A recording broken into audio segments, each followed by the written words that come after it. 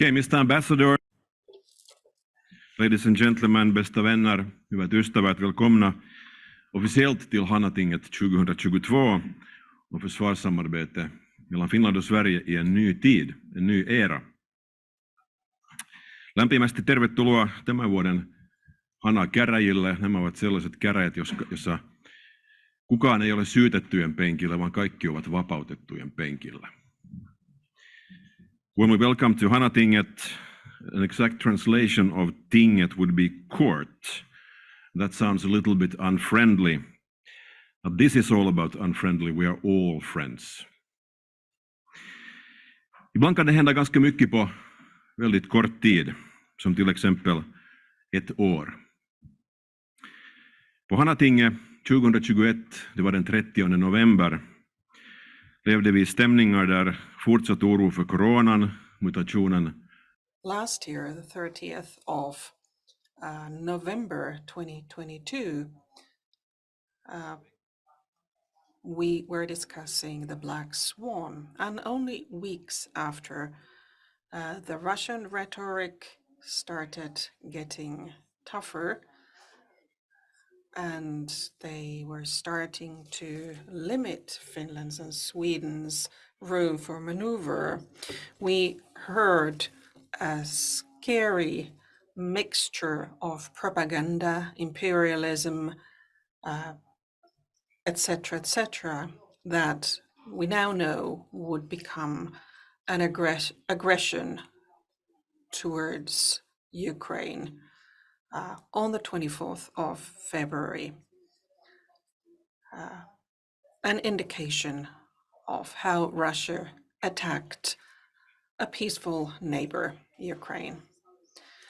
And Finland och Sverige under stor nationell enighet på vår. In this event, we decided to apply for NATO membership together with Sweden.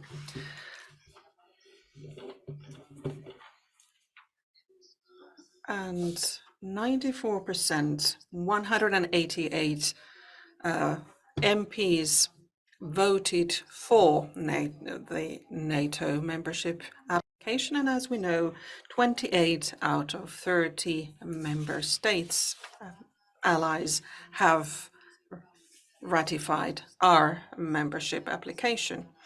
The Swedish Prime Minister Ulf Kristersson is visiting Ankara in Turkey even as we speak. We have refugees, but also we have seen an attack on the Nord Stream gas pipe in the Baltic Sea. We felt that very strongly. In this year's Hanating, we are going to discuss Finnish and Swedish cooperation in defense policy, our future within NATO and independently of NATO. My name is Stefan Wallin.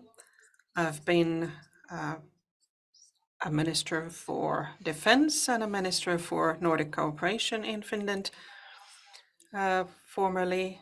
And as usual in the Hanating event, we have a selection of high-level experts and dignitaries to discuss the topical situation and topical matters. There are also the defense ministers from both countries and representatives from the defense committees, the parliamentary defense committees. And the Swedish representatives are rather new in their positions, as Sweden just had a parliamentary election. This event is also being streamed online with English, in English, and you can also follow this event in the social media. We have a Twitter wall, and you can use the hashtag Hanating. We're going to have a quick sandwich lunch at 11:15. And I hope that everyone goes back to their seats in time for the next session to start. And now I will give the floor to Viktor Andersson, the program director from Hanaholmen, who will say a few words. Thank you, Stefan.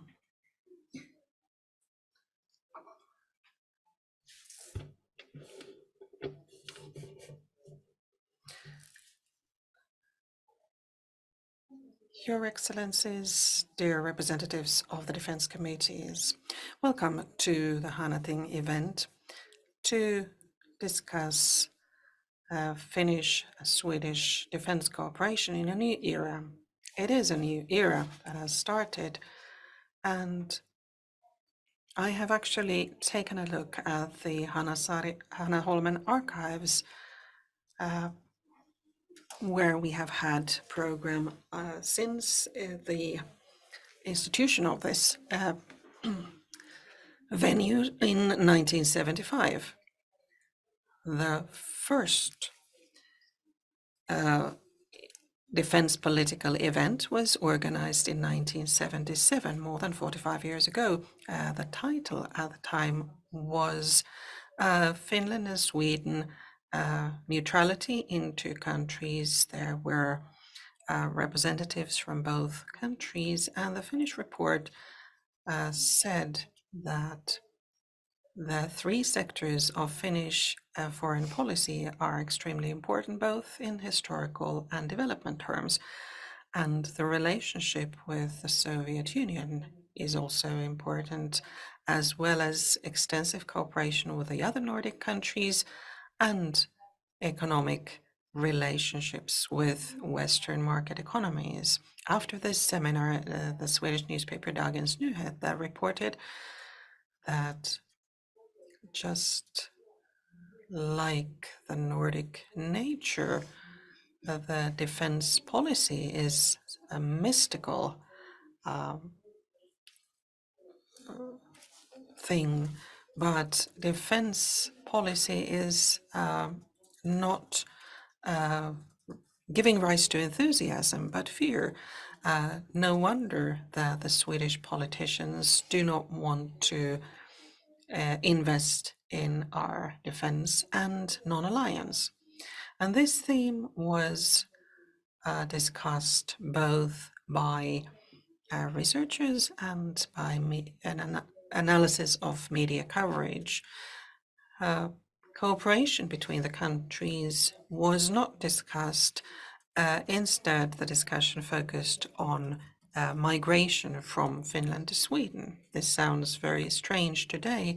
Today, we are discussing integration, first and foremost, our membership application to Nato.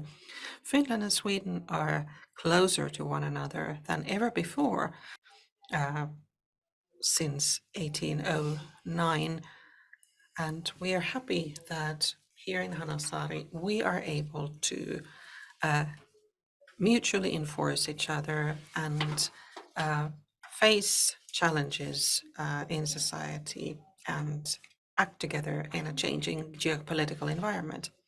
Perhaps in 40, 50 years' time, the future will tell what the views on today's discussions will be and what the defense policy of today looks like from the future's perspective. I would like to thank all the international guests and all the audience for coming here. So you are most warmly welcome to this year's Hanating event. Tack, Viktor. Thank you, Viktor. To invite our first speaker of today, it's a Hanaholmen veteran, in fact. Last year, one of our guests was Jörg See, who is Deputy Assistant Secretary General for Defense Policy and Planning at NATO's headquarters in Brussels. But it's not because of lack of imagination that we invited you here this year also. It is the opposite. It was because you were here last year and now can elaborate on all that's happened since last year in just one year, and in fact less than 1 year. Mr. Jörg See will now deliver today's keynote. The floor is yours. Sie haben das Wort.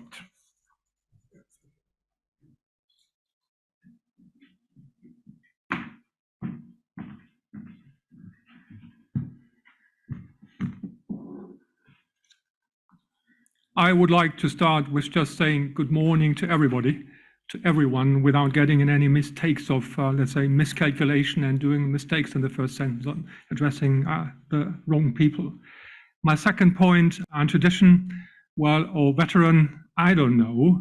Anyway, I like it to be here.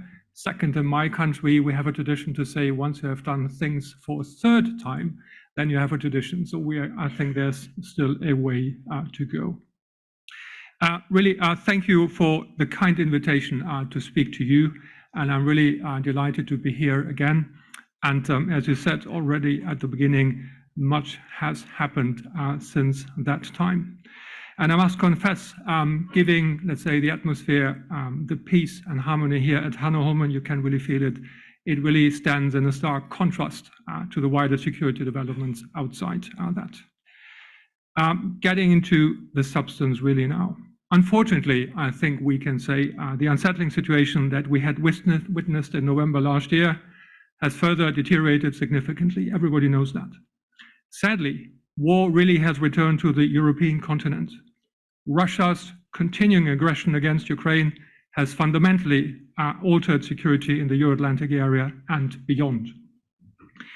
We have again seen Russia's readiness to use military force against a sovereign nation, to inflict devastating damage and major suffering, to violate international law, and to use nuclear threats to intimidate Ukraine and NATO. The humanitarian catastrophe imposed by Russia on Ukraine is intolerable. This aggression has required, from our perspective, a major re-examination of policy assumptions in relation to Russia's behavior and longer-term trajectory, including the alliance core responsibility for collective defense.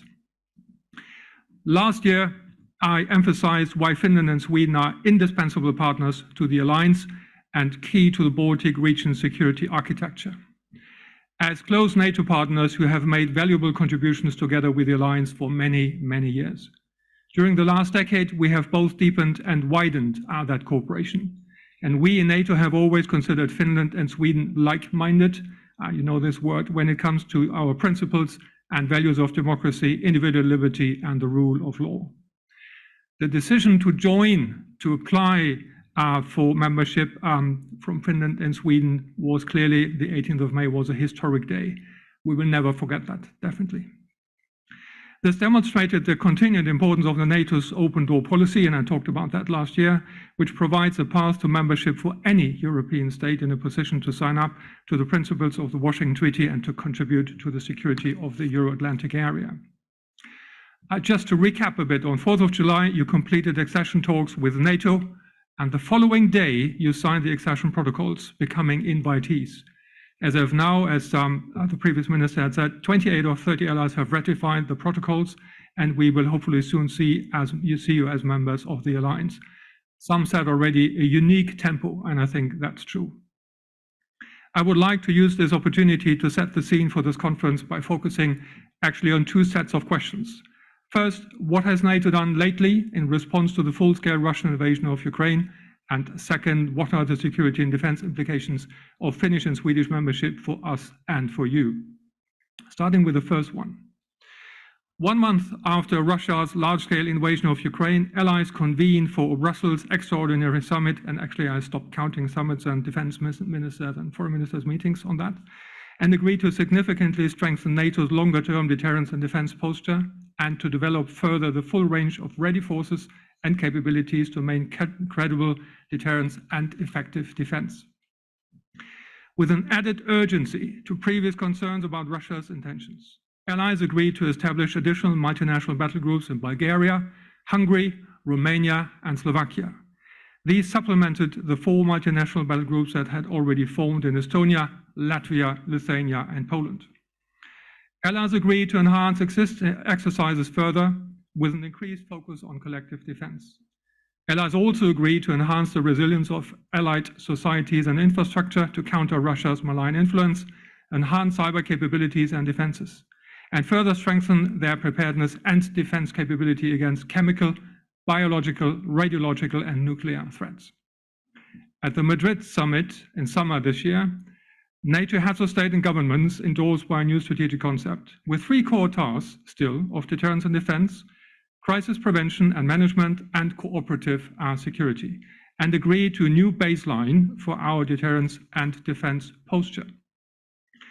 As part of this new baseline, Allied leaders committed to deploy additional robust, in-place combat-ready forces on NATO's eastern flank.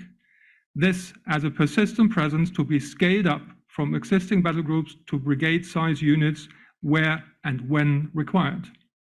Underpinned by credible, rapidly available reinforcements, pre-positioned equipment, and enhanced command and control systems, including through the establishment of division-level structures. Allies recommitted to a new generation of military plans that include the concept for deterrence and defense of the Euro-Atlantic area, which focus on force employment to deter and defend today, and the NATO warfighting capstone concept, which offers a vision to guide the alliance's long-term developments to remain militarily strong and to now and in the future. Based on these 2 concepts, allies agreed to a new force model, which will strengthen and modernize the NATO force structure as such, support NATO's 3 core tasks, and resource the alliance's new generation of military plans. Allies have made considerable progress in increasing defense spending and investing in major equipment, taking steps forward towards fairer burden sharing. This year marks the 8th consecutive year of increased defense spending, and allies have reiterated their commitment to the Defense Investment Pledge in its entirety.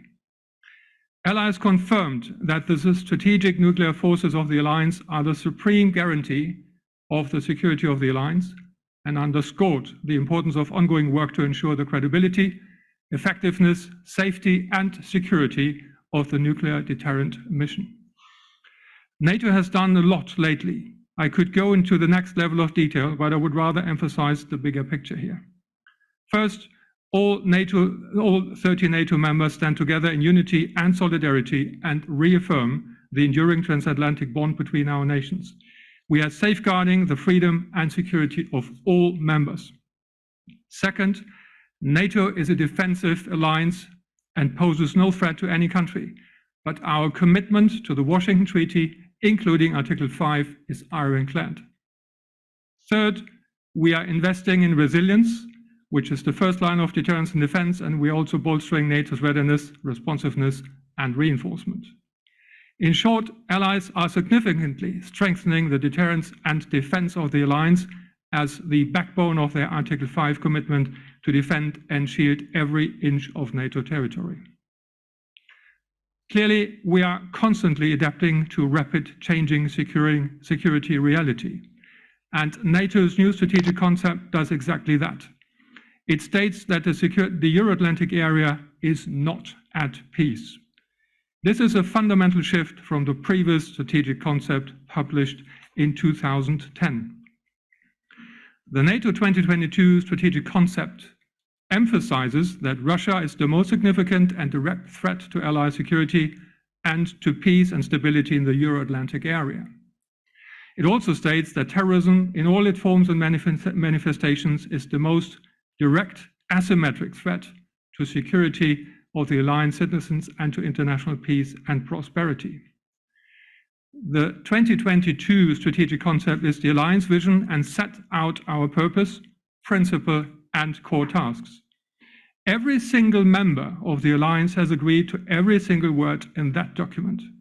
So I will not go through in more details, apart from highlighting, I think, 2 statements that really highlight the gravitas and the scope of the strategic concept, and I think all of you should have it. It's really concise, handy, and good to read. Para 20, just to highlight that.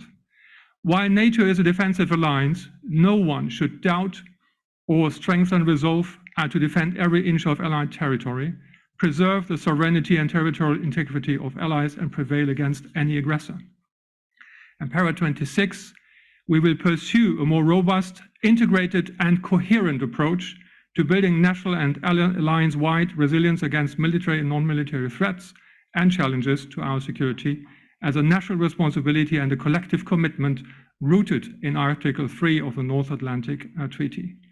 As I said, the strategic concept is short and concise, and it outlines what NATO is all about. And this is the alliance that you are entering. My second point, with more respect to Finland and Sweden and implications. Last year, I said in my speech that NATO's door remains open to countries that meet the criteria for membership and make a sovereign decision to join the alliance. The international staff, where I belong to, has been working very closely with you since you decided to apply with both the countries since May again. And your decision to apply was really historic. There is no doubt that Finnish and Swedish membership will substantially strengthen the alliance, politically and militarily. You are highly respected and have an excellent reputation. You have well-trained and professional armed forces, high-end military capabilities, such as modern aircraft, and you have operated and exercised with NATO, with us, for many, many years in many, many areas. That said, as members of the alliance, you will also face new responsibilities when it comes to, for example, defense spending, burden sharing, and interoperability, and I could also add deployability. As the Secretary General has noted, joining the alliance will make you safer, NATO stronger, and the Euro-Atlantic area more secure. Finnish and Swedish membership will lead to a significant enlargement of the Supreme Allied Commanders Europe, SACEUR's abbreviation, area of responsibility by nearly 800,000 square kilometers, with the addition of an adjacent territorial waters and airspace. Consequently, NATO's border with Russia will more than double from some 1,200 km to 2,500. While the border is a challenge for NATO, a fully united Nordic region is a considerable strengthening of the alliance deterrence and defense posture, both in the north and to the east within NATO, linking Poland and the Baltic region with the United Kingdom, Iceland, Canada, and the United States. It also links the Baltic Sea to the North Sea, Norwegian Sea, and the North Atlantic Ocean properly. My tendency normally is to say, just have a look at a map, and it's obvious, it's very clear. If adequately resourced, the integration of Finland and Sweden into NATO's next generation of plans will improve readiness and responsiveness throughout the northern region, again, within NATO as a whole. Let me end with two observations. Again, first, both Finland and Sweden, partly because we have been non-aligned for so long time, have developed strong ties between your respective military and civilian authorities, our observation. Your approach to civil preparedness is sophisticated, well-structured, and appropriately resourced, partly owing to your societal resilience that is built on great trust for government, institutions, and among citizens. I believe that Finland and Sweden can take on a leading role in that regard within the alliance to develop, maintain, and sustain national resilience as an essential enabler of collective deterrence and defense, and to play a prominent role in NATO's resilience-related governance structures. Given your capability and capacity in this area, you stand ready to contribute significantly to NATO's resilience and civil preparedness activities, and to inject more energy and into military interaction in support of NATO's operational planning. Extending that proposition, you're also well positioned to become advocates among allies and member states of a closer and mutually reinforcing cooperation on resilience between NATO and the European Union. Second, as you become members, you will also see that NATO has a 360-degree approach. This is why I said the entire NATO, 360-degree approach to security and defense. While you are expected to take prime responsibility for your own geographical area, you're also expected to contribute forces beyond your neighborhood. I could even say maybe far beyond. We are already working with you on defense planning and what we call capability targets, or in translation, this is what you are supposed to do once you have joined, once agreed by ministers. Those targets identified through what we call a fair share and reasonable challenge. We will expect Finland and Sweden, as well as every single member, to contribute to all quotas and have to proportionate, deployable, interoperable combat forces.